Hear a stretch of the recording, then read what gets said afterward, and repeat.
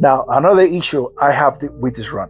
If you're a fan of the extended Wonder family, I feel for you, especially if you're a fan of Cassie or Yara.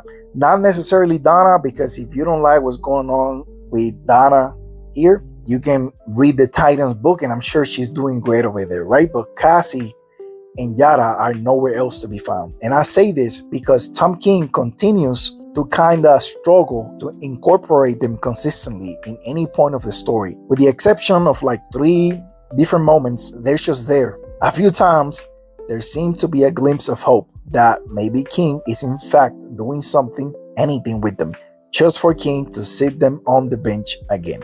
For example, right, because I'm not just throwing stuff out there for you to agree with me. I'm going to give you some examples of, my point of view on this. It happened in the fight against the Rogues. All 3 ladies fought, or rather competed against Diana for the right to be in this so-called war. They all lost, but in the end, they decided to still help. Then what happened? Diana went against 5 villains by herself. The girls showed up only to capture Sergeant Steele so they could interrogate him later and eventually let him go. Not keeping detained or anything because he apparently needed to be free by the time Absolute Power came around so he could be alongside Amanda Waller for that story. They didn't bother to help with Giganta or Grail, but I guess now we know it was part of the plan.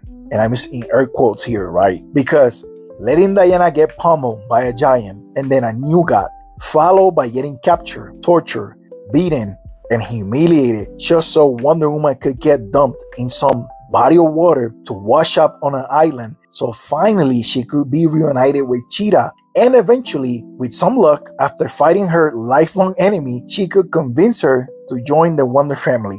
Yeah, that sounds like a plan to me. Listen, in retrospect, to be fair here, binge reading these issues might give you the illusion that the Wonder team was cooking something. But even then, nothing is clear, nothing is stated. It's just implied by everyone going through the motions.